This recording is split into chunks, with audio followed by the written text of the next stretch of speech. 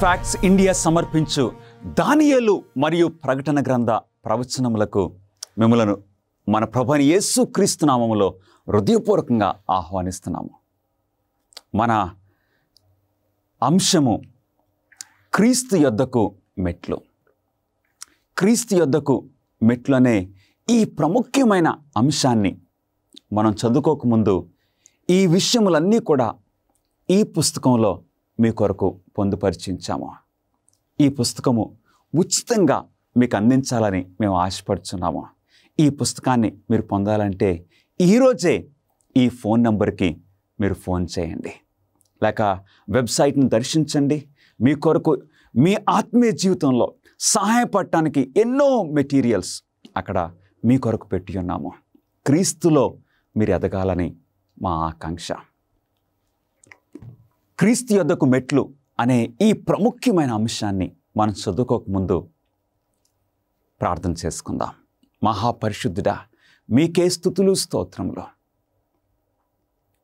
ఈ సమయమందు మీ పరిశుద్ధాత్మను మాకు బోధకునిగా అనుగ్రహించి మేము చదువుకుంటున్న ఈ ధ్యానమును మీరు ఆశీర్వదించి మమ్మలను క్రీస్తు వైపుకు త్రిప్పుకొని మీరే మహిమ పొందమని యేసుక్రీస్తు నామములో అడిగి వేడుకొంచున్నాం తండ్రి, ఆమేన్. యేసుక్రీస్తు వారికున్న 12 మంది శిష్యుల్లో పేతురు కొంచెం ప్రాధాన్యత మనం చూస్తూ ఉన్నాము. పిల్లలను శిష్యుల పేర్లు చెప్పమంటే అనేక మంది మొట్టమొదటిగా పేతురు పేరు చెప్తారు. పేతురు యేసుక్రీస్తు వారిని నిజంగా హృదయపూర్వకంగా ప్రేమించాడు. కానీ ప్రజల యొక్క అంగీకారం కూడా పేతురు ఆశపడ్డాడు. ప్రజల ఆమోదము, ప్రజలను మెప్పించటము కూడా పేతురుకి అలవాటుగా ఉన్నది. సరిగ్గా మన ప్రభువైన యేసుక్రీస్తు వారు ఆయన మేడగదిలో ఉన్నప్పుడు ఆయన శిష్యులను చూసి ఆ రాత్రి, మీలో అనేక మంది నన్ను గూర్చి అభ్యంతరపడతారని ప్రభువైన యేసుక్రీస్తు వారు సెలవిచ్చారు. శిష్యులందరూ కూడా ఆశ్చర్యపోతున్నారు. ఈ రాత్రి కాపరి కొట్టబడతాడు, గొర్రెలు చెదిరిపోతాయి అని ప్రభువైన యేసుక్రీస్తు వారు చెప్పినప్పుడు వెంటనే పేతురు ధైర్యంతో అన్నాడు,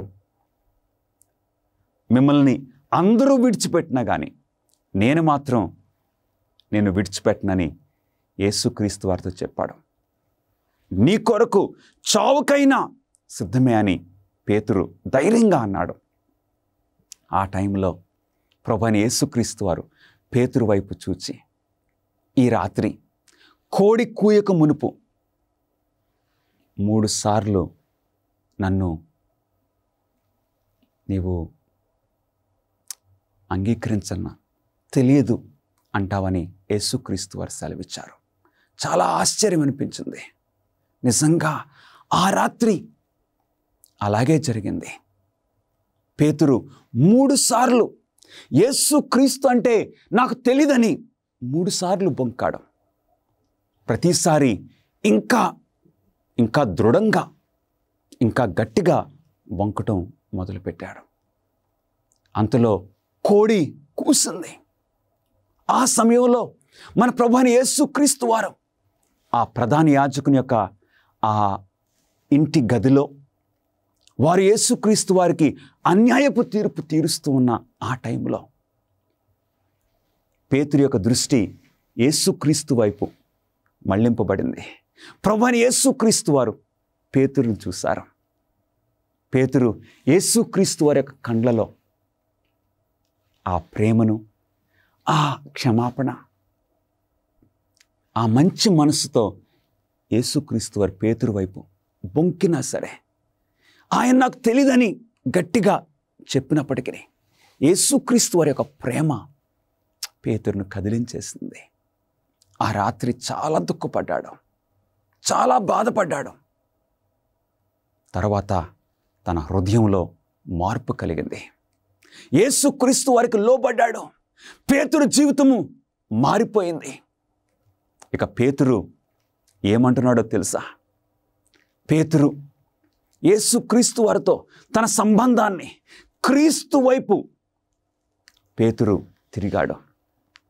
ఒక టైంలో ఆ యొక్క మతాధికారులు, యూదా మతాధికారులు పేతురుని బెదిరించినప్పుడు పేతురు అంటున్నాడు, అపోస్తల కార్యములు 5వ అధ్యాయము 29వ వచనంలో, మనుష్యులకు కాదు దేవునికే మేము లోబడవలను కదా. పేతురు ధైర్యంతో చెప్పాడు. పేతురు తన జీవితం చివరిలో క్రీస్తు కొరకు సాక్ష్యం ఇవ్వడం వలన పేతురుని హింసించాలని నీరో చక్రవర్తి ఆజ్ఞ ఇచ్చాడు. అప్పుడు పేతురు నీరో చక్రవర్తిని బ్రతిమాలాడు, అయ్యా, నా ప్రభువు వలె నన్ను ఇలా సిలువేయొద్దు, నన్ను తలకిందులుగా సిలువేయండని నీరో చక్రవర్తిని కోరాడు. పేతురు నిజంగానే క్రీస్తు యొద్దకు సంపూర్ణంగా సమర్పించుకున్నాడు, క్రీస్తు యొద్దకు వచ్చాడు.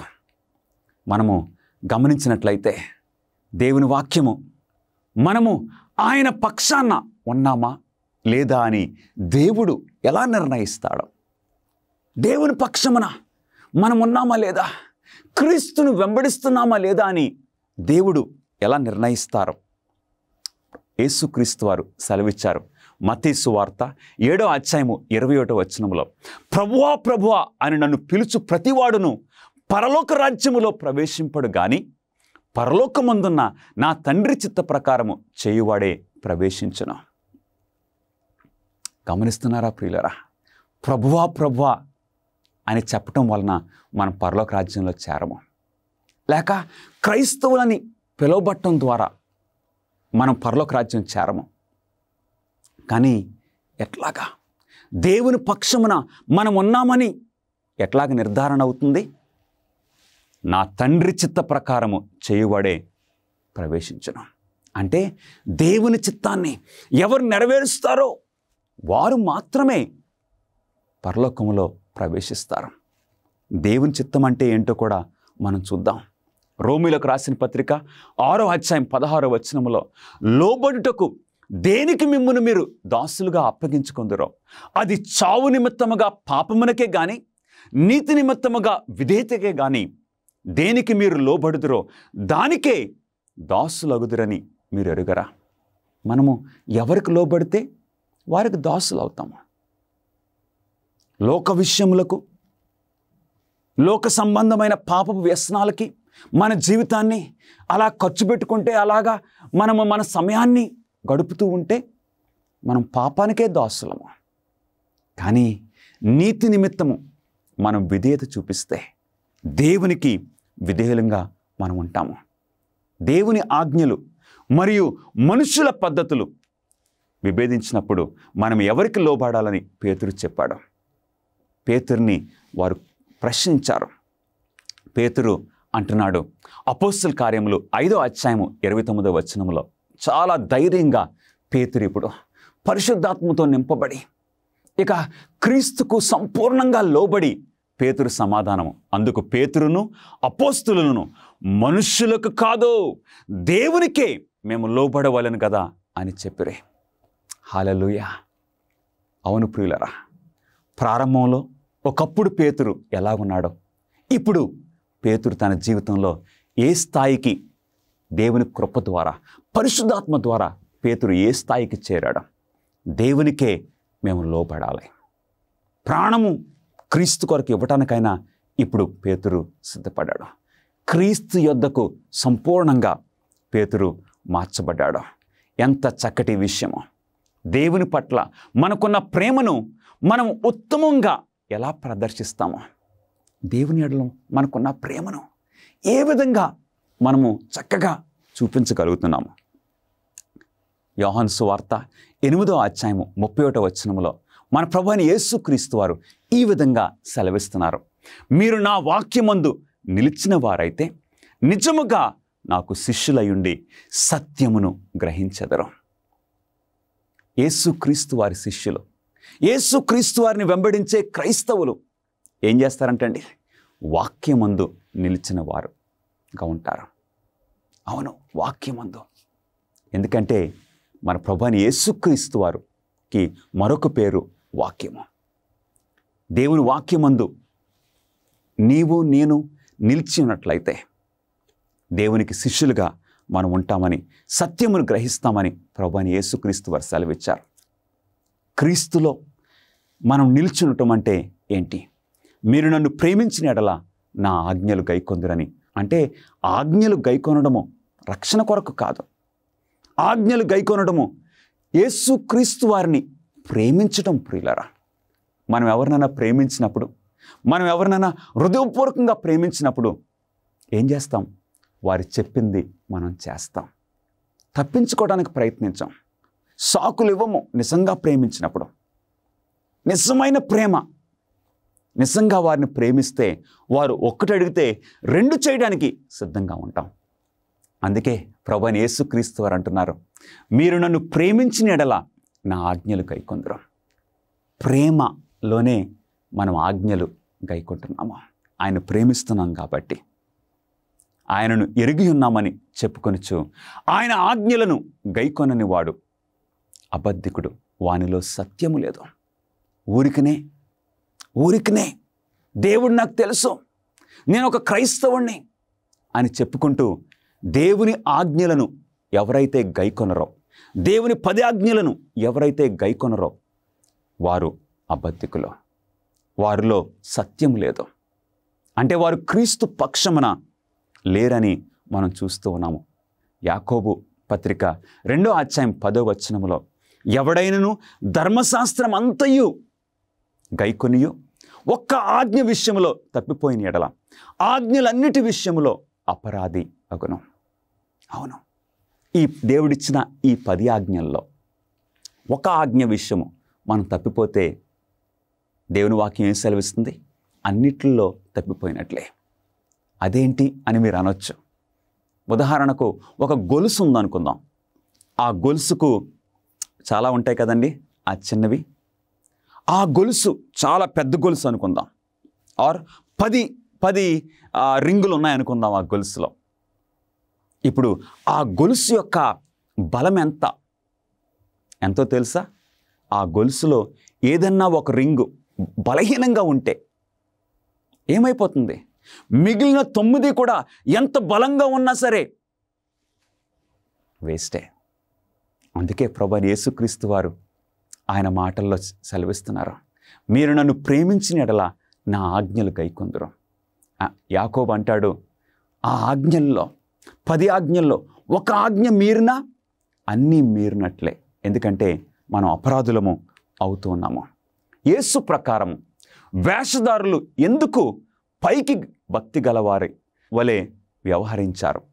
వేషధారులు ఎందుకు పైన ఈ బాహ్యంగానే భక్తి గలవారుగా నటించారు, ప్రదర్శించారు? ఎందుకో తెలుసా? వారు మనుషుల వలన ఘనత నొందవలనని, వారు మనుషులకు కనబడవలనని. ప్రియ సహోదరుడా, సహోదరి, నీ క్రైస్తత్వము ఏ విధంగా ఉన్నది?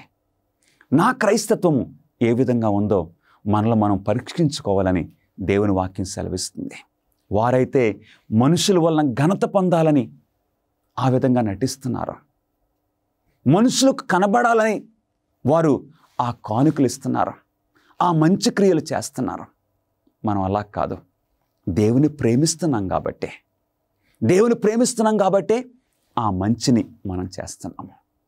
దేవుని ప్రేమిస్తున్నాం కాబట్టి ఇతరులను మనం ప్రేమిస్తున్నాము. ప్రేమలో క్రైస్తవ జీవితము బలంగా ఉంటుంది. గుంపును లేదా సమూహమును అనుసరించడం సాధారణంగా సురక్షితమేనా? గుంపులో గోవింద అంటారు. గుంపును అంటే ఒక సమూహాన్ని వెంబడించటము క్రైస్తవ జీవితంలో అది సురక్షితమేనా? దేవుని వాక్యం సెలవిస్తుంది. నిర్గమకాండము 23వ అధ్యాయము 2వ వచనములో, దుష్కార్యము జరిగించుటకై సమూహమును వెంబడించవద్దు. దుష్కార్యమును జరిగించడానికి సమూహాన్ని వెంబడించవద్దు. ఎప్పుడు కూడా ఇదిగో ఎక్కువ మంది ఆ దారిలో వెళ్తున్నారు, అదే కరెక్టేమో అనుకోవడానికి వీలు లేదు. ఎందుకో తెలుసా? మత్తయి సువార్త 7వ అధ్యాయము 13వ వచనములో మన ప్రభువైన యేసుక్రీస్తు వారు సెలవిచ్చారు, ఇరుకు ద్వారమున ప్రవేశించుడి, నాశనమునకు పోవు ద్వారము వెడల్పును ఆ దారి విశాలమునై ఉన్నది, దాని ద్వారా ప్రవేశించువారు అనేకులు. గమనిస్తున్నారా ప్రియులరా? ఇరుకు ద్వారమున ప్రవేశించుడే. మరొక ద్వారం ఉన్నది, విశాలమైన ద్వారం ఉన్నది. ఈ విశాలమైన ద్వారంలో అనేక మంది ప్రయాణం చేస్తున్నారు. మనం నడవలసిన ద్వారం ఏంటి? ఇరుకు ద్వారము. ఇరుకు ద్వారమున మనం నడవాలని ప్రభువైన యేసుక్రీస్తు వారు సెలవిచ్చారు. కాబట్టి ఒక గుంపును కానీ అనేకులను వెంబడించటము క్రైస్తవ జీవితంలో కుదరదు. మత్తయి సువార్త 7:14లో, జీవమునకు పోవు ద్వారము ఇరుకును ఆ దారి సంకుచితమునై ఉన్నది, దాన్ని కనుగొని వారు కొందరే. అవును ప్రియులరా, జనసమూహంను వెంబడించటము ఇది మనకి క్రైస్తవ జీవితంలో సురక్షితము కానే కాదు. నోవహు దినములలో ఏం జరిగింది? నోవహు దినములలో ఓడ సిద్ధపరచబడుచుండగా ఆ ఓడలో ఎంతమంది ప్రవేశించారు? కొందరు, అనగా 8 మంది నీటి ద్వారా రక్షణ పొందిరి. కొంతమందే. ఆ టైంలో ఉన్న గొప్ప విద్వాంసులు, గొప్ప నాయకులు, వారందరూ కూడా నోవా మాట వినలేదు. ఆ టైంలో అనేక మంది ఆ గుంపును, సమూహమును వెంబడించడం వలన వారు ప్రాణాలు పోగొట్టుకున్నారు, వారు రక్షణ పోగొట్టుకున్నారు. నీ క్రైస్తవ జీవితంలో నీవేం చేస్తున్నావో ప్రశ్నించుకోమని దేవుడు సెలవిస్తూ ఉన్నారు. మనుషుల సంప్రదాయాలను దేవుని ఆజ్ఞలుగా మనం బోధించినప్పుడు యేసు ఎలా భావిస్తాడో? మన ప్రభువైన యేసుక్రీస్తు వారు మన నిమిత్తము ప్రాణం పెట్టిన మన యేసయ్య మనకు మాదిరి చూపించడానికి మానవత్వం ధరించిన మన ప్రభువైన యేసుక్రీస్తు వారు మనము మనుషుల సాంప్రదాయాల వెంట వెళుతూ ఉన్నప్పుడు ఆయన హృదయము ఎట్లాగుంటుంది? మార్కు సువార్త 7వ అధ్యాయము 7వ వచనములో, వారు మానవులు కల్పించిన పద్ధతులు దైవోపదేశములని బోధించుచు నన్ను వ్యర్థముగా ఆరాధించుచున్నారు. ప్రభువైన యేసుక్రీస్తు వారి హృదయము చాలా బాధపడుతుంది. నన్ను వ్యర్థంగా ఆరాధిస్తున్నారు. వారు పెదవులతోటే ఆరాధిస్తున్నారు, మనుషులు కనపడాలని, కానీ వారి హృదయము నాకు దూరంగా ఉన్నది. అవును ప్రియ సహోదరుడా, సహోదరి, నీ ఆరాధన వ్యర్థంగా ఉన్నదా? నీ ఆరాధన మనుషులు కల్పించిన పద్ధతుల ప్రకారంగా ఉన్నదా? లేక దేవుడు ఉద్దేశించిన రీతిగా నీ ఆరాధన ఉన్నదా? మనం చూసుకోవాలి. మరియు ఆయన, మీరు పారంపర్యాచారమును గైకొనుటకు దేవుని ఆజ్ఞను బొత్తిగా నిరాకరించుదురు. దేవుని ఆజ్ఞలను మనం విడిచిపెట్టి క్రైస్తవులమని చెప్పుకుంటూ దేవుని పదాజ్ఞలను మనం అతిక్రమించినప్పుడు దేవుని హృదయము ఎంత బాధపడుతుందో ఒక్కసారి ఊహించమని నేను కోరుచూ ఉన్నాను. అవును, పారంపర్య ఆచారాలను మనము పాటించడానికి అవి మనకు అనుకూలంగా ఉన్నాయని, మన పాపపు హృదయము వాటి కొరకు ఆశపడుతుందని దేవుని ఆజ్ఞను మనం ప్రక్కన పెడితే మనకు రక్షణ ఎలా పొందగలమో? అంత్య దినాల్లో నిజమైన క్రైస్తత్వము ప్రాచుర్యం లేక ప్రజాదరణ పొందుతుందా? ఈ చివరి దినాల్లో యేసుక్రీస్తు వారి యొక్క 2వ రాకడ ముందు జీవిస్తున్న ఈ పరిస్థితుల్లో నిజమైన క్రైస్తత్వము ప్రజా ఆదరణ పొందుతుందా? ప్రజల్లో గుర్తింపు కలుగుతుందా? మత్తయి సువార్త 24వ అధ్యాయము 9వ వచనంలో మన ప్రభువైన యేసుక్రీస్తు వారు ఏమన్నారో తెలుసా? మీరు నా నామము నిమిత్తము సకల జనముల చేత ద్వేషింపబడుదురు. నా నామము నిమిత్తము సకల జనముల ప్రజలు మిమ్మల్ని ద్వేషిస్తారు, క్రీస్తు కొరకు నిందింపబడతారు. అంటే ఈ చివరి దినాల్లో క్రీస్తును మనం వెంబడిస్తున్నప్పుడు ప్రజలు మనల్ని ద్వేషిస్తారు, నిందిస్తారు, అపహాసం చేస్తారు. 2 తిమోతి 3:12లో క్రీస్తునందు సద్భక్తితో బ్రతకను ఉద్దేశించు వారందరూ హింస పొందుదురు. అవును ప్రియులరా, యేసుక్రీస్తు వారి యొక్క మార్గము మనకు పాపులర్గా ఉండదు. అవునండి, అనేక మంది ఈ మార్గంలో నడకపోవచ్చు. అందుకే ప్రభువైన యేసుక్రీస్తు వారు అన్నారు, ఇరుకు ద్వారములో మనం ప్రవేశించాలి. ప్రజలందరూ విశాల మార్గంలో నడుస్తారు. కాబట్టి క్రీస్తునందు సద్భక్తితో బ్రతకను ఉద్దేశించి వారందరూ హింస పొందుదురని దేవుని వాక్యము సెలవిస్తుంది. ప్రకటన 12:17లో ఎవరైతే అందుచేత ఆ ఘటసర్పము ఆగ్రహము తెచ్చుకొని ఆమె సంతానములో శేషించిన వారితో యుద్ధము చేయుటకై బయలువెడలి సముద్ర తీరము నిలిచెను.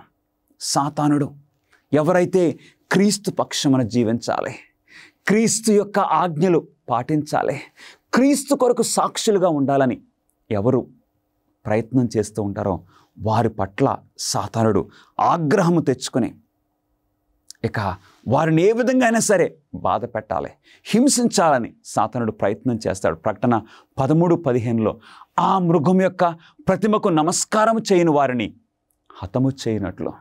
ఎందుకంటే ఈ ప్రజలు, దేవుని బిడ్డలు, దేవుని నిజమైన ప్రజలు క్రీస్తునే వెంబడిస్తున్నారు, క్రీస్తునే ఆరాధిస్తున్నారు. కాబట్టి ఆ మృగము ఏం చేస్తుందంటండి, వారిని హతము చేయనట్లు వారిని చంపేసేయాలి, వారిని హింసిస్తుంది. దేవునికి మనుషుల సమూహానికి ఒకేసారి దాసులుగా ఉండటము సాధ్యమేనా? ఏంటండి, 2 పడవల్లో కాలు పెట్టి మనం ప్రయాణం చేయొచ్చా? దేవునికి మనుషులకి ఒకేసారి మనం దాసులంగా ఉండటము సాధ్యమేనా? దేవుని వాక్యం ఏం సెలవిస్తుంది? మత్తయి 6:24లో ఎవడును 2 యజమానులకు దాసుడిగా ఉండనేరడు. అతడు ఒకని ద్వేషించి ఒకని ప్రేమించును, లేదా ఒకని పక్షముగా ఉండి ఒకని తృణీకరించును. అవును, ఒక ప్రక్కన లోకానికి, ఒక ప్రక్కన దేవుని వైపు మనం ఉండలేము. పేతురు అలా ఉండాలని అనుకున్నాడు. యేసుక్రీస్తు వారితో నేను చావుకైనా నీతోనే ఉంటాను అని పేతురు అన్నాడు. తర్వాత ఆ టైంలో 3 సార్లు బొంకేశాడు. ఎందుకంటే ప్రజల అంగీకారాన్ని పేతురు ఆశపడ్డాడు. 2 యజమానులు మనము మొప్పించలేము. నా పక్షమున ఉండని వాడు నాకు విరోధని ప్రభువైన యేసుక్రీస్తు వారు అంటున్నారు. ఎవరైతే క్రీస్తు పక్షమున ఉంటారో వారు ఇక లోకానికి స్వస్తి చెప్పారు, లోకానికి విరోధిగా ఉంటారు. ఎవరైతే క్రీస్తుకు విరోధిగా ఉంటారో వారు లోకాన్ని స్నేహిస్తున్నారని మనం తెలుసుకుంటున్నాము. యేసు కంటే ఎక్కువగా ఒక స్నేహితుడిని లేదా కుటుంబ సభ్యుని మనం ప్రేమించడము సురక్షితమేనా? క్రీస్తు కంటే ఎవరినన్నా ఎక్కువగా ప్రేమించడము ఇది మంచిదేనా? దేవుని వాక్యం ఏం సెలవిస్తుంది? మత్తయి సువార్త 10:37 తండ్రినైనను తల్లినైనను నాకంటే ఎక్కువగా ప్రేమించేవాడు నాకు పాత్రుడు కాడు, కుమారునైనను కుమార్తెనైనను నాకంటే ఎక్కువగా ప్రేమించేవాడు నాకు పాత్రుడు కాడు. అవును ప్రియులరా, అంటే మన జీవితాల్లో, ఒక క్రైస్తవుని జీవితంలో యేసుక్రీస్తే ప్రధాన పాత్ర వహించాలి. అవును, ఒక రోజున ఒక యవన భర్త, అవునండి, ఆయన యేసుక్రీస్తు వారి గురించి తెలుసుకున్నాడు, యేసుక్రీస్తును అంగీకరించాడు, నెమ్మదిగా విగ్రహారాధన విడిచిపెట్టాడు, దేవాలయంకి వెళ్ళటం మొదలుపెట్టాడు, బైబిల్ చదవటము మొదలుపెట్టాడు.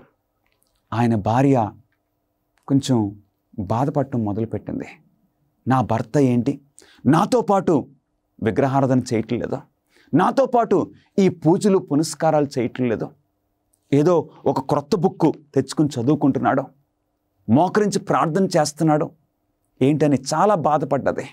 నా భర్త నన్ను విడిచిపెట్టేశాడేమో అని అనిపించింది. కానీ ఆ భర్త క్రీస్తులో ఎదుగుతున్నప్పుడు ఆ భార్య గమనించింది, భర్త చెడు స్నేహం మానేశాడు, ఆ చెడు అలవాట్ల నుండి దూరంగా ఉంటున్నాడు, ఆ భర్త ఇంటికి త్వరగా వస్తున్నాడు, ఇంట్లో పనులు చేస్తున్నాడు, భార్యకు సహాయం చేస్తున్నాడు, ఇతరులతో గొడవలు పెట్టుకోవడం తగ్గిపోయినాయి. ఆ భార్య గమనించింది, నా భర్తలో ఈ మార్పును గమనించింది. అలాగే పిల్లలు కూడా వారి తండ్రిలో ఆ మార్పును గమనించారు. ఒక రోజున ఆ భార్య వచ్చి అన్నది, అయ్యా, నీవు విగ్రహారాధన మారేసినప్పటి నుండి నీ జీవితాన్ని గమనిస్తున్నాను. నీ జీవితంలో ఆ దేవుడు గనక అంత మార్పును తీసుకొని రాగలిగితే ఆ దేవుడు నాకు కూడా కావాలి, నీకు కలిగిన మార్పు నాకు కావాలి అని ఆ భార్య ఆ భర్తతో అన్నది. తప్పనిసరిగా నా జీవితాన్ని మార్చిన దేవుడు నీ జీవితాన్ని కూడా మారుస్తాడు. గమనిస్తున్నారా ప్రియులరా? ఎప్పుడైతే ప్రభువైన యేసు క్రీస్తు వారికి మనం మొట్టమొదటి స్థానం ఇస్తామో ఇక అన్నీ కూడా మన జీవితాల్లో సరైపోతాయి. క్రీస్తును ప్రేమిస్తున్నాడా ఆ భర్త ఇప్పుడు భార్యను చాలా జాగ్రత్తగా చక్కగా చూసుకుంటున్నాడు. పిల్లల పట్ల ఆయన ప్రేమ ఇంతకు ముందు కంటే ఇప్పుడు పెరిగింది. గమనిస్తున్నారా? ఎవడైనాను నా యొద్దకు వచ్చి తన తల్లిని, తన తండ్రిని, తల్లిని, భార్యను, పిల్లలను, అన్నదమ్ములను, అక్కచెల్లెలను, తన ప్రాణమును దేశించుకుంటే వాడు నా శిష్యుడు కాడు. ఎవరైతే నిజంగా క్రీస్తును వెంబడిస్తారో, నిజంగా క్రీస్తుకు ఒక మంచి శిష్యుడిగా జీవిస్తాడో ఆ వ్యక్తి ఇక అన్ని సంబంధాల్లో చక్కగా ఒక శ్రేష్టమైన సంబంధాలుగా అవి ఏర్పడుతుంటున్నాయి. పరలోకమందున నా తండ్రి చిత్తము చొప్పున చేయువాడే నా సహోదరుడును, నా సహోదరియు, నా తల్లియు అనెను. అవును, యేసుక్రీస్తును మనం సంపూర్ణంగా అంగీకరించినప్పుడు, అవును ప్రియులారా, మన స్నేహాలు, మన కుటుంబ సంబంధాలు ఇవన్నీ కూడా ఇంకా క్వాలిటీగా అయిపోతాయి. అలాంటి మార్పు కావాలని నీవు ఆశపడుతున్నావా? నీ జీవితంలో ప్రియ సహోదరుడ, సహోదరి, మన ప్రభువైన యేసుక్రీస్తు వారికి ఆ మొట్టమొదటి స్థానం ఇస్తే నిన్ను ఒక మంచి భర్తగా, ఒక మంచి భార్యగా, మంచి తండ్రిగా, మంచి తల్లిగా, మంచి కుమారునిగా, మంచి కుమార్తెగా, ఒక మంచి ఆఫీసర్గా యేసుక్రీస్తు వారు నీ జీవితాన్ని మారుస్తారు.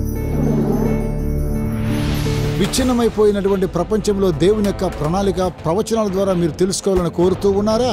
ఆచరణాత్మకమైనటువంటి గొప్ప సవాళ్లను మీరు ఎదుర్కోవాలనుకుంటే మిమ్మల్ని ఉత్తేజపరుస్తున్నాం, ఉత్సాహపరుస్తున్నాం. అమేజింగ్ ఫ్యాక్ట్స్ వారు బైబిల్ చదువుకునేటువంటి గైడ్స్ మీ కొరకై 27 పుస్తకాలను మీకు అనుగ్రహిస్తున్నారు. అద్భుతమైనటువంటి గ్రాఫిక్స్ ద్వారా మీరు అర్థం చేసుకోవడానికి నేరుగా మీకు సమాధానం దయచేస్తూ ఉన్నారు. ప్రతి చదువుకునేటువంటి ఈ గైడ్ ద్వారా బైబిల్లో సరైన సమాధానం గ్రహించుకోగలరు. మీ జీవితంలోని ప్రాముఖ్యమైన ప్రశ్నలకు సమాధానం ఇస్తుంది. ఏ విధంగా మీరు సంబంధాన్ని పెంచుకోగలరు? ప్రభువైన యేసుక్రీస్తు వారు ఎప్పుడు రాబోతూ ఉన్నాడు? ఇంకా ఎన్నో విషయాలను తెలుసుకోవచ్చు. భవిష్యత్తులో ఈ యొక్క విలువైన విషయాన్ని కోల్పోకండి. మీ జీవితాన్ని రూపాంతరపరుస్తూ ఉన్నాయి అమేజింగ్ ఫ్యాక్ట్స్ వారు ఇచ్చేటువంటి బైబిల్ చదువుకునే పుస్తకం. ఇవి మీకు ఇంగ్లీష్ లోను, హిందీ, తమిళ్, తెలుగులో మీకు లభిస్తూ ఉన్నాయి. వేచి ఉండకండి, వెంటనే మీ యొక్క స్టడీ గైడ్స్ ను ఇప్పుడే ఆర్డర్ చేయండి. AFTV.in అనేటువంటి మా వెబ్సైట్ ని సంప్రదించి వెంటనే పొందండి. యేసు కంటే సంపన్నమైన వృత్తిని లేదా భూ సంబంధమైన నిధులను ఎక్కువగా ఎంచడము అది తెలివైన పనేనా? మన ఉద్యోగానికి ప్రాధాన్యత ఇవ్వటం, మనకున్న ధనానికి మొట్టమొదటి స్థానం ఇవ్వటము అలాంటిది సురక్షితమేనా? యేసుక్రీస్తు వారి యొక్క మాటలు మత్తయి సువార్త 16వ అధ్యాయము 26వ వచనములో, ఒక మనుషుడు లోకమంతయు సంపాదించుకొని తన ప్రాణమును పోగొట్టుకుంటే అతనికి ఏమి ప్రయోజనము? ఒక మనుషుడు తన ప్రాణమునకు ప్రతిగా ఏమి ఇయ్యగలడు? లోకాన్నంతా సంపాదించుకొని, ధనాన్ని సంపాదించుకొని ప్రాణాన్ని పోగొట్టుకుంటే లాభం ఏంటి? ఒకని కలిమి విస్తరించుట వాని జీవనకు మూలము కాదు అనెను. మనకి ధనం పెరగటం వలన మనకి రక్షణ రాదు ప్రియులరా. నిజంగా ఆ రోజు ఆ జలప్రళయం వచ్చినప్పుడు నోవాహు మాటను తిరస్కరించిన వారి ధనము వారికి సహాయం చేసిందా? వారి యొక్క ఉద్యోగాలు, వారి యొక్క పేరు ప్రఖ్యాతలు వారిని జలప్రళయం నుండి కాపాడగలిగినవా? యేసుక్రీస్తు వారి యొక్క రెండవ రాకడ బహు సమీపంలో ఉంది. ఈ వృత్తి, ఈ ధనము, ఈ కలిమి ఏమీ కూడా మనకు సహాయంగా రావు. యేసుక్రీస్తు వారిని వెంబడిస్తే మన జీవితాన్ని ఆయన మారుస్తారు. ఆయన మనకు సత్యాన్ని చూపించిన తర్వాత దేవుని చిత్తానికి వ్యతిరేకంగా అవిధేయతలో కొనసాగడము సురక్షితమేనా? ఒకసారి ఈ బైబిల్లోని ఈ సత్యాలు మనం గ్రహించిన తర్వాత, ఆయన సత్యాన్ని మనకి చూపించిన తర్వాత, మనం గ్రహించిన తర్వాత మనము ఇంతకు ముందులాగే ఆ అవిధేయతలనే కొనసాగితే అలాంటిది సురక్షితమేనా? దేవుని వాక్యము ఏం సెలవిస్తుంది? నా జనులు జ్ఞానము లేని వారై నశించుచున్నారు. నీవు జ్ఞానమును విసర్జించుచున్నావు కనుక నేను నిన్ను విసర్జింతును. గమనిస్తున్నారా ప్రియ స్నేహితులారా? ఎప్పుడైతే దేవుని మార్గాన్ని, దేవుడు మనకిచ్చిన ఆ సత్యాన్ని మనం విసర్జిస్తామో, మనం అంగీకరించమో, దేవుడు అంటున్నారు, నేను కూడా నిన్ను విసర్జిస్తాను. ఎంత విచారమో! నీ జీవితంలో అలాంటిది జరగకూడదు ప్రియ సహోదరి, సహోదరుడా. నీవు నీ దేవుని ధర్మశాస్త్రమును మరచితివి గనుక నేనును నీ కుమారులను మరుతును. ఒక తండ్రి, ఒక తల్లిగా నీవు దేవుని ధర్మశాస్త్రాన్ని విడిచిపెడితే దేవుడు కూడా నీ కుటుంబాన్ని విడిచిపెడతానంటున్నారు. కాబట్టి సత్యము దేవుడు మనకి తెలియజేసిన తర్వాత అసత్యములో నడవడము అది మనకి క్షేమకరమైన పని కాదు. హెబ్రీయులకు రాసిన పత్రిక 10వ అధ్యాయము 26వ వచనము, మనం సత్యమును గూర్చి అనుభవ జ్ఞానము పొందిన తరువాత బుద్ధిపూర్వకంగా పాపం చేసిన ఎడల పాపములకు బలి ఇకను ఉండదు. అవును, సత్యాన్ని దేవుడు మనకు తెలియజేసిన తర్వాత ఇక పాపములోనే మనం నిలిచి ఉంటే ఏమవుతుందండి? అట్టి పాపములకు క్షమాపణ ఉండదు. కాబట్టి సత్యములో మనం నడవాలి. దేవుడు సత్యాన్ని అనుగ్రహించే కొలది మనం ఇంకా సత్యములో నడవాలి. సత్యాన్ని తిరస్కరించడంలో పట్టుదలతో ఉన్నవారికి ఏమి జరుగుతుంది? లేదులే, బైబిల్ని మనం ప్రక్కన పెడదాం, మన ఇష్టం వచ్చినట్టు జీవిద్దాము. సత్యం తెలిసిన తర్వాత కూడా అలాగా అసత్యములో మనం నిలిచిపోతే ఏం జరుగుతుందో దేవుని వాక్యం సెలవిస్తుంది. నశించుచున్నవారు తాము రక్షింపబడుటకై సత్య విషయమైన ప్రేమను అవలంబింపకపోయిరి గనుక దుర్నీతిని పుట్టించు సమస్త మోసముతోనూ నశించుచున్న వారిలో సాతాను కనపరచు బలమును అనుసరించి ఉండును. ఏం చేస్తారు? మనం సత్యాన్ని విడిచిపెట్టి అసత్యంలోనే నడిస్తే ఏం జరుగుతుందో తెలుసండి? దుర్నీతిని పుట్టించు సమస్త మోసంతోనూ నశించుచున్న వారితో సాతానుడు ఇక వారిని సంపూర్ణంగా లోపరుచుకుంటారు. గమనిస్తున్నారా ప్రియ సహోదరి, సహోదరుడా? సత్యాన్ని దేవుడు మనకు చూపించిన తర్వాత దేవుని యొక్క చిత్తం ఏంటి? మనం సత్యములో నడవాలని, క్రీస్తుతో మన సంబంధము ఇంకా బలపడాలని దేవుడు ఉద్దేశిస్తూ ఉన్నారు. ఇందుచేత సత్యమును నమ్మక దుర్నీతి యందు అభిలాష గల వారందరూ శిక్షావిధి పొందుటకై అబద్ధమును నమ్మునట్లు మోసము చేయు శక్తిని దేవుడు వారికి పంపుచున్నారు. ఎప్పుడైతే ఇక సత్యాన్ని విడిచి ఇక దుర్నీతి యందు మనం అభిలాష, ఆ కోరికను, ఇక దుర్నీతిలో మనం నడుస్తూ ఉంటే ఏమవుతుందండి? అబద్ధాన్నే నమ్మునట్లు మోసం చేయు శక్తిని దేవుడు పంపించడం కాదు. మనం అసత్యంలో నడుస్తున్నాం కాబట్టి, దుర్నీతిలో నడుస్తున్నాం కాబట్టి ఇక దుర్నీతిలో నిలిచిపోతాము. గమనిస్తున్నారా? అలాంటి స్థితి నీకు నాకు రాకూడదని దేవుడు ఉద్దేశించి ఈ ప్రవచనాల ద్వారా దేవుడు సత్యాన్ని మనకు తెలియజేస్తున్నారు. యోహాను సువార్త 3:19 ఆ తీర్పు ఇదే, వెలుగు లోకములోనికి వచ్చెను గాని తమ క్రియలు చెడ్డవైనందున మనుషులు వెలుగును ప్రేమింపక చీకటినే ప్రేమించిరి. ఎందుకు అనేక మంది వెలుగును విడిచిపెడుతున్నారు, సత్యాన్ని అంగీకరించట్లేదు? ఎందుకో తెలుసా? వారు చీకటిని ప్రేమించారు, దుర్నీతిని ప్రేమిస్తున్నారు. మరి నీ సంగతి ఏంటి ప్రియ సహోదరుడా, సహోదరి? అంత్య దినాల్లో దేవుని ప్రజలను హింసించేవారు తాము సరైన పని చేస్తున్నారని నమ్ముతారా? ఈ చివరి దినాల్లో యేసు క్రీస్తు వారి యొక్క రెండవ రాకడ ముందు ఏం జరుగుతుందో తెలుసా? అనేక మంది దేవుని ప్రజలను హింసిస్తారు. క్రీస్తును నమ్మే వారికి హింస కలుగుతుంది. వారు ఏం చేస్తారో చూద్దామండి. మిమ్మును చంపు ప్రతివాడు తాను దేవునికి సేవ చేయుచున్నానని అనుకొను కాలము వచ్చుచున్నది. ఇలాంటిది మనము సౌలు జీవితంలో చూడొచ్చు. తార్సుకు చెందిన సౌలు క్రైస్తవులను హింసించడం ద్వారా దేవునికి సేవ చేస్తున్నాడని అనుకున్నాడు గుడ్డితనంలో. ఈ చివరి దినాల్లో కూడా అలాంటిది జరగబోతుంది. అవును, దేవుని మార్గంలో నడిచే వారికి హింస కలగబోతుంది. ఆ హింసించేవారు మనం దేవునికి సేవ చేస్తున్నామని వారు అనుకుంటూ ఆ గుడ్డితనంలో వారు నడుస్తారు.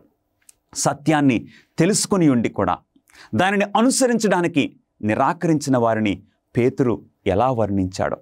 సత్యము తెలుసు కూడా ఇక అసత్యములోనే, దుర్మార్గతలోనే నడవడానికి ఎవరైతే నిర్ణయించుకుంటారో వారి గురించి పేతురు ఏమంటున్నాడో చూద్దామండి. 2 పేతురు 2:21 వారు నీతి మార్గమును అనుభవపూర్వకంగా తెలుసుకొని తమకు అప్పగింపబడిన పరిశుద్ధమైన ఆజ్ఞ నుండి తొలగిపోవుట కంటే ఆ మార్గము అనుభవపూర్వకంగా తెలియకయుండుటయే వారికి మేలు. అవునండి, వారు తెలుసుకోక ఉండటమే మంచిది. వారు ఆ తెలుసుకోకుండా ఉండటమే వారికి మేలు. అవును, అనవసరంగా వారు తెలుసుకుని ఆ మార్గంలో నడవలేకపోతున్నారు. గమనిస్తున్నారా? నీ పరిస్థితి ఏంటి ప్రియ సహోదరి, సహోదరుడా? నీతి మార్గమును దేవుడు మనకి వర్తమానాల ద్వారా తెలియజేశారు. క్రీస్తుతో మన సంబంధము దినదినము పెరిగింది ఈ వర్తమానాలు మనం వినడం ద్వారా. ఇప్పుడు మరి దేవుని ఆజ్ఞల నుండి నువ్వు తొలగిపోవద్దు. ఎందుకంటే దేవుని ఆజ్ఞల నుండి తొలగిపోయే వారిని చూసి దేవుడు చాలా దుఃఖపడతారు. తల్లిదండ్రులంగా మనం అప్పుడప్పుడు అంటాము, నా కుమారుణ్ణి నేను అక్కడికి పంపించుండకపోతే ఎంత బాగున్నాను, నేను అది నేర్పించకుండా ఉంటే ఎంత బాగున్నాను. మీరు మంచి నేర్పించారు, కానీ ఆ కుమారుడు తప్పిపోయాడు. దేవుని హృదయము ఎంతగా బాధపడుతుందో మనం ఊహించవచ్చు. కుక్క తన వాంతికి తిరిగినట్టును, కడగబడిన పంది బురదలో దొర్లుటకు మళ్ళినట్టును అను నిజమైన సామెత చొప్పున వీరికి సంభవించను. అవును, క్రీస్తును మనం ఎరిగిన తర్వాత, క్రీస్తు రక్తములో మనం కడగబడిన తర్వాత మరలా మనము దుర్నీతిలోనికి, లోకం మార్గంలోనికి వెళ్ళిపోతే మన పరిస్థితి ఏమవుతుంది? కుక్క తన వాంతికి తిరిగినట్టే కదా, కడగబడిన పంది మరలా బురదలో దొల్లుతున్నట్టే కదా. అవును, క్రీస్తును అంగీకరించినప్పుడు నువ్వు కొన్ని అలవాట్లు విడిచిపెట్టావు ప్రియ సహోదరుడా, సహోదరి. మరలా ఆ చెడు అలవాట్లకు నువ్వు వెళుతున్నావా? క్రీస్తును అంగీకరించినప్పుడు కొన్ని చిత్రాలు నేను చూడకూడదు అని నువ్వు నిర్ణయం చేసుకున్నావు. మరలా కుక్క తన వాంతికి తిరిగి వెళ్ళినట్లు నీవు వెళ్ళిపోతున్నావా? ప్రభువైన యేసుక్రీస్తు వారు నీ హృదయంతో ఈరోజు మాట్లాడుతున్నారు. నా కుమారుడా, నా కుమార్తె, నా హస్తములు నీ కొరకు చాపబడినవని ప్రభువైన యేసుక్రీస్తు వారు ఈరోజు నిన్ను పిలుస్తున్నారు. సమయము వృధా చేయొద్దు. యేసుక్రీస్తు వారు నిన్ను సంపూర్ణంగా కడగాలని, క్రీస్తులో నువ్వు ఎదగాలని, ఈ సత్యములో నీవు దినదినము నడవాలని, నీవు నడిచే ఆ నీతి మార్గము అంతకంతకు తేజరిల్లాలని దేవుడు ఆశపడుచు ఉన్నారు. ప్రభువైన యేసుక్రీస్తు వారు నిన్ను పిలుస్తున్నారు. యేసును అనుసరించడం కొంత ప్రయాస మరియు ఆత్మ పరిత్యాగముతో కూడుకున్న పని. అవును, యేసుక్రీస్తును అనుసరించటము నిజంగానే కొంచెం ప్రయాసంగానే ఉంటుంది.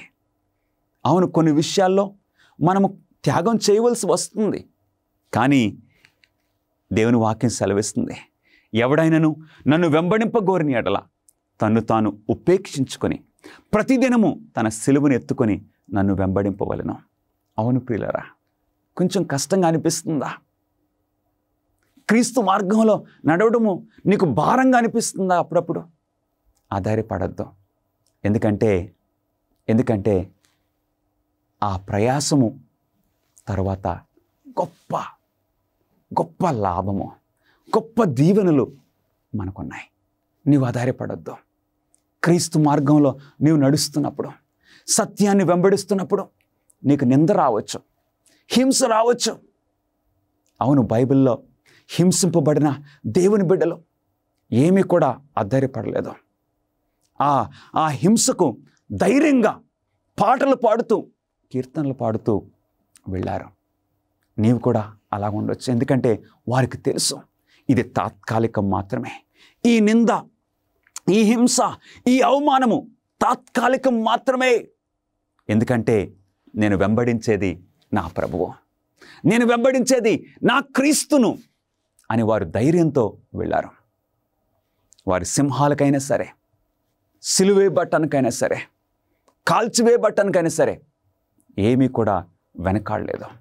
అవును, అలాంటి సాక్షిగా ఉండాలని నీవు ఇష్టపడుతున్నావా?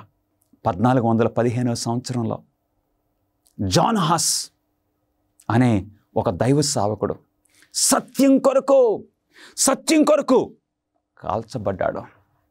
జాన్ హస్ని ఆ టైంలో ఆ మతాధికారులు అన్నారు, నీవు ఆ సత్యాన్ని విడిచిపెట్టు, నువ్వు చక్కగా జీవించయ్యా, నీకు చాలా ఫ్యూచర్ ఉంది.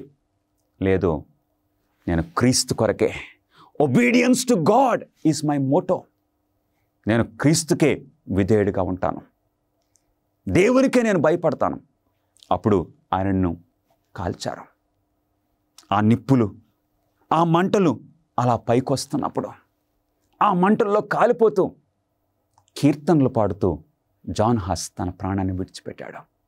మీరు అనుకుంటూ ఉండొచ్చు, దేవుడు ఎక్కడున్నాడు?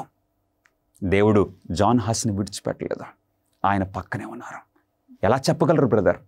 ఎలాగంటే ఆ సంఘటన చూసిన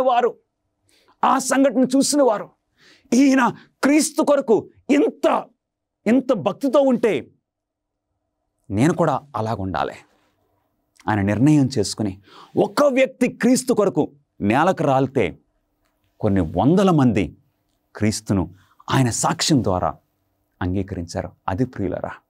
కాబట్టి క్రైస్తవ జీవితంలో మనం ఏం చేయాలి? ఆయన్ను వెంబడించాలి. తాను ఉపేక్షించుకొని ప్రతిదినము తన సిలువనెత్తుకొని ఆయన వెంబడించాలి. కాబట్టి దేవునికి లోబడి అపవాదిని ఎదిరించుడి, అప్పుడు వాడు మీ యొద్ద నుండి పారిపోవును.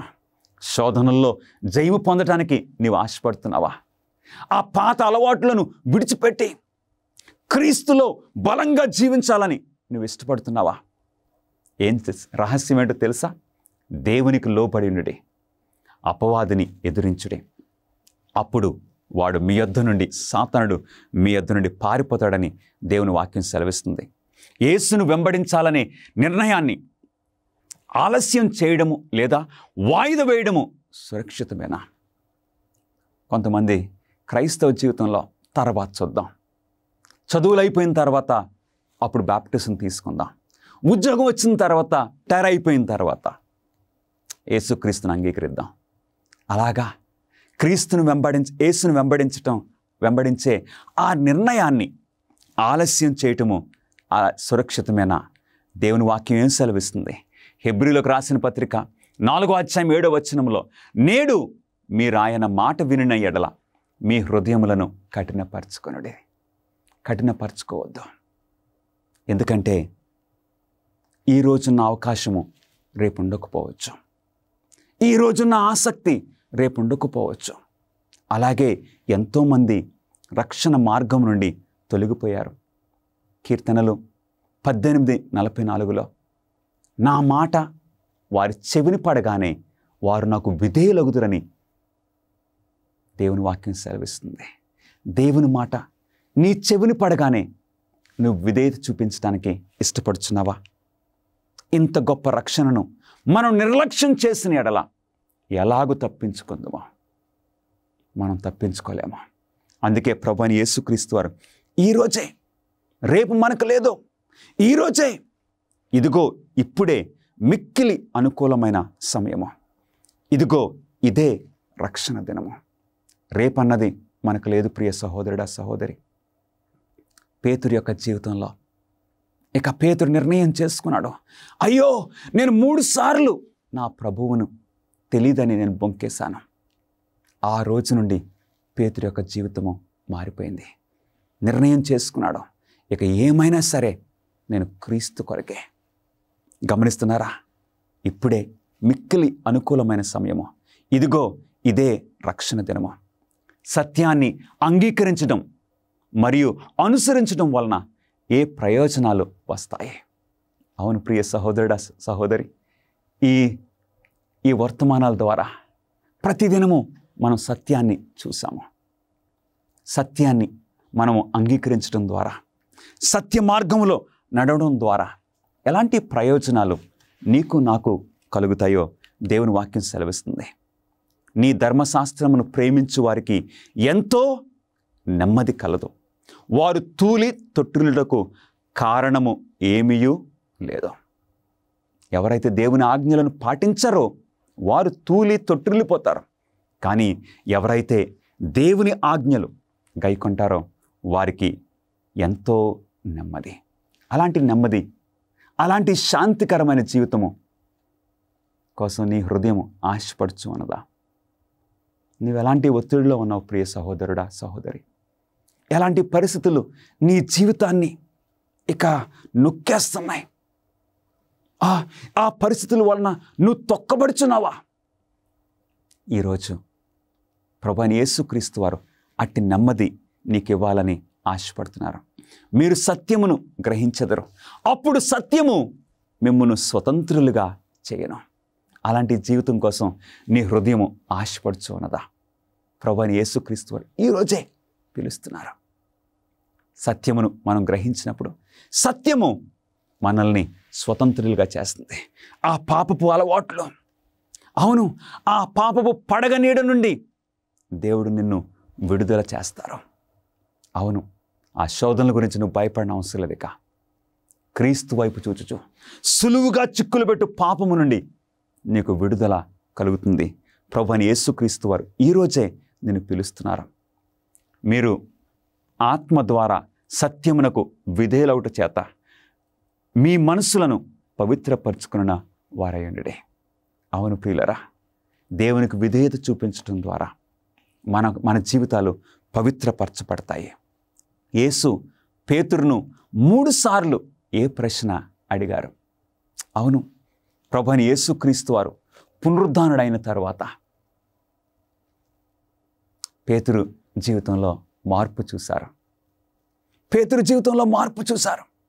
ప్రభువైన యేసుక్రీస్తు వారు ఒక ప్రశ్న పేతురుని 3 సార్లు అడిగారు. ఆ ప్రశ్న ఏంటో మనం చూద్దాం. 3వసారి ఆయన యోహాను కుమారుడు అయిన సీమోను, నన్ను ప్రేమించుచున్నావా అని అతన్ని అడిగాను. అవును, పేతురు 3 సార్లు ఆయన నాకు తెలీదు అని బొంకాడు. ఆయన ఎవరో నాకు తెలీదు, నేను ఆయన శిష్యుల్లో ఒకరిని కాదు అని అన్నాడు 3 సార్లు.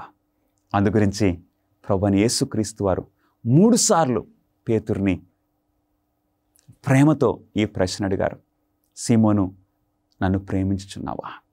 ఈరోజు ప్రభువైన యేసుక్రీస్తు వారు నన్ను కూడా అదే ప్రశ్న అడుగుతున్నారు. నా కుమారుడా, నా కుమార్తె, నీవు నన్ను ప్రేమించుచున్నావా? నన్ను ప్రేమించున్నట్లయితే నా ఆజ్ఞలు గైకొనుము, నా మార్గంలో నడువుము. నేను నీకు సహాయం చేస్తాను, నీ చెయ్యి నేను పట్టుకుంటాను, మనం కలిసి చివరి వరకు ఇక నిత్య జీవంలోనికి నేను నడిపిస్తానని ప్రభువైన యేసుక్రీస్తు వారు నన్ను పిలుస్తున్నారు. ఈరోజు పేతురు యొక్క స్పందన ఏమై ఉన్నది? పేతురు ఏమన్నాడు? ప్రభువా, నేను ప్రేమించున్నాను, నేను ప్రేమించున్నాను. ఇక నీ కొరకు ఎక్కడికైనా సరే నా జీవితము నీకే, 100% నీకే ప్రభువా. అందుకే పేతురు ఇక మనుషులకు కాదు దేవునికే మనం లోబడాలి. ఆ నీరో చక్రవర్తిని పేతురు బ్రతిమలాడు, నన్ను ఇలాగ సిలువేయొద్దు, నన్ను తలకిందులుగా సిలువేయండి, ఎందుకంటే నా ప్రభువు కొరకు నేను ఏదైనా చేయటానికి సిద్ధంగా ఉన్నాను. ప్రభువైన యేసుక్రీస్తు వారు నిన్ను ఈరోజు ఈ ప్రశ్న అడుగుతున్నారు. పాపంతో నిండిన ఈ లోకములో నిజము ఎప్పటికీ ప్రాచుర్యము పొందదు. ప్రజలు సమూహాలుగా ఎల్లప్పుడూ విశాల మార్గాన్నే ఎంచుకుంటారు. ఈరోజు నీవు అంటూ ఉండొచ్చు,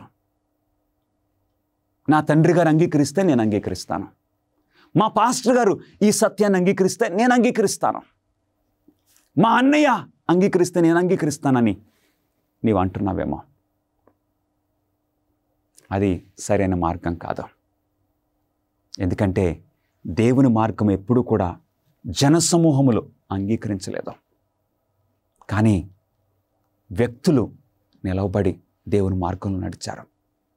యేసు మీ పాపములన్నిటికీ మూల్యము చెల్లించాడని తన జీవితాన్ని త్యాగం చేయడం ద్వారా మీ పట్ల ఆయనకున్న అద్భుతమైన ప్రేమను చూపించాడు. మీ జీవితానికి ప్రభువు గొప్ప ప్రణాళికను కలిగి ఉన్నారు. అందుకే ఆయన తన సత్యాన్ని మీకు బయలుపరిచాడు. మీ హృదయాన్ని ఆయనకి ఇవ్వడం ద్వారా, ఆయనను మీ ప్రభువుగా అంగీకరించడం ద్వారా, ఆయన నడిపించే మార్గాన్ని అనుసరించడం ద్వారా మీరిప్పుడే ఆ ప్రేమను తిరిగి ఇస్తారా? నీ స్పందన ఏంటి ప్రియ సహోదరుడా, సహోదరి? ఈ వర్తమానాలు మనం కలిసి చదువుకోవడం ద్వారా మీ జీవితం సంగతి ఏంటో నాకు తెలియదు, కానీ నా జీవితాన్ని దేవుడు మార్చారు. నీ జీవితాన్ని కూడా దేవుడు మార్చారని నేను నమ్ముతూ ఉన్నాను. ఈ సత్యంలో నీవు ముందుకు కొనసాగాలని నేను ప్రార్థిస్తూ ఉన్నాను. మనందరం కలిసి పరలోక రాజ్యంలో ఇక క్రీస్తుతో ఎడబాయని ఆ సంబంధంలో మనం జీవించాలని మీ కొరకు నేను ప్రార్థించాలని ఆశపడుచున్నాను. ప్రార్థన చేసుకుందాం.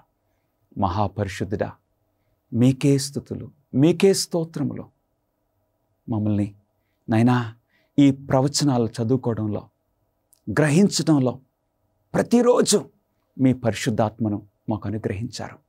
అందును బట్టి మీకు స్తోత్రములు, స్తుతులు. ప్రభా, నీ మార్గంలో సంపూర్ణంగా మేము నడుచున్నట్లు మా జీవితాల్ని మీరు స్వాధీనం చేసుకోమని, నడిపించమని మా ప్రభువును మీ ప్రియకుమారుడైన యేసుక్రీస్తు నామములో అడిగి వేడుకొంచున్నాము తండ్రి. ఆమేన్. దేవుడు మిమ్మల్ని దీవించునుగాక. ఈ ప్రసంగాలు మీ మనసులో ప్రశ్నలను తలెత్తేలా చేశాయా? మీకేమైనా బైబిల్ ప్రశ్నలు ఉన్నట్లయితే వాటికి సమాధానం ఇవ్వడానికి మేము సంతోషిస్తాము. దయచేసి స్క్రీన్ మీద కనిపించే ఫోన్ నంబర్కి కాల్ చేయడానికి ఆలస్యం చేయకండి. లేదా మీకున్న ప్రశ్నలను info@aftv.in అనే అడ్రస్కు ఈమెయిల్ చేయమని మిమ్మల్ని కోరుచూ ఉన్నాను. మీరు ఈ వాక్యాన్ని ధ్యానిస్తూ ఉన్నప్పుడు దేవుడు మిమ్మలను దీవించునుగాక.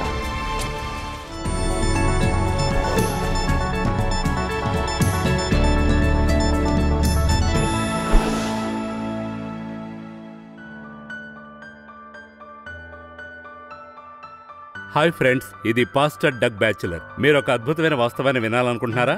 ప్రపంచంలోని ఎక్కువ మంది ఇప్పుడు వారి శక్తిని ప్రయత్నించడానికి, కనుగొనడానికి సహజ శక్తి రూపాల వైపు మొగ్గు చూపుతున్నారు. వారిక్కడ జమైకాలో విక్టస్ వద్ద ఉన్న విండ్ ఫామ్ ను ఆశ్రయిస్తున్నారు. చాలా ఏళ్ల తర్వాత నా భార్య నేను హవాయి పెద్ద ద్వీపాన్ని సందర్శించబోతున్నాం. సహజ శక్తి కోసం అక్కడ ఉన్న అన్ని సామర్థ్యాలను చూసి మేము ఆశ్చర్యపోయాం. కానీ వారు దాన్ని ఉపయోగించుకోలేదు. అక్కడ ద్వీపం యొక్క దక్షిణ భాగంలో అగ్నిపర్వత కార్యకలాపాలు జరిగాయి. మీరు అక్కడ జియోథర్మల్ శక్తిని తయారు చేయొచ్చు. మీరు వైమియాకు వెళితే గాలి నిరంతరం వీస్తూ ఉండేది, కానీ అక్కడ విండ్మిల్లులు లేవు. మీరు కోనకు వెళితే సూర్యుడు ఎల్లప్పుడూ ప్రకాశిస్తాడు, సోలార్ ఎలక్ట్రిక్. కానీ వారికి అక్కడ సౌర విద్యుత్ లేదు. మీరు హిలో వెళ్ళినట్లయితే ఎల్లప్పుడూ వర్షం కురుస్తూ ఉండేది, హైడ్రో ఎలక్ట్రిక్. మరియు హవాయి యొక్క పెద్ద ద్వీపంలో శక్తికి అంత సామర్థ్యం ఉన్నప్పటికీ వారప్పుడు మురికి డీజిల్ జనరేటర్లతో ద్వీపానికి శక్తిని అందిస్తున్నారు. దేవుని ఆత్మ మనకు అందుబాటులో ఉంచుతున్న శక్తిని మనం కొన్నిసార్లు ఎలా వృధా చేస్తామో ఆలోచించేలా చేసింది. మనం కేవలం అడిగితే మనలో ప్రతి ఒక్కరికి ఆ ఆత్మ ఉంటుంది. మీరు జకరియా 10వ అధ్యాయం చదవచ్చు. మనం ఏం చేయాలి? దేవుణ్ణి వర్షం మరియు చివరి వర్షపు సమయం అడగండి, అతను మెరుస్తున్న మేఘాలు పంపుతాడు. లోకా పుస్తకంలో కూడా యేసు ఇలా అన్నాడు, చెడ్డవారైన మీకు మీ పిల్లలకు మంచి బహుమతులు ఎలా ఇవ్వాలో తెలిస్తే అడిగేవారికి పరలోకంలో ఉన్న మీ తండ్రి ఎంతో ఎక్కువ పరిశుద్ధాత్మనిస్తాడు. మీరు అపోస్తుల కార్యముల పుస్తకంలో చూసినప్పుడు పరిశుద్ధాత్మ కుమ్మరించబడినప్పుడు ఒక బలమైన పరిగెత్తుతున్న గాలి శబ్దం ఉందనే అది చెప్తుంది. అప్పటికి చర్చిని ప్రారంభించిన ఆ శక్తి నేటికి మీ జీవితానికి శక్తినిస్తుంది మిత్రులారా.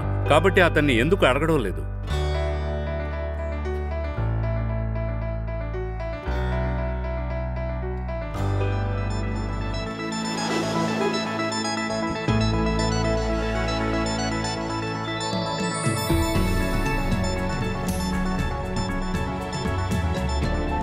మరిన్ని అమేజింగ్ ఫ్యాక్ట్స్ వీడియోల కోసం మా యూట్యూబ్ ఛానల్ దర్శించండి. సబ్స్క్రైబ్ చేయడం మర్చిపోవద్దు.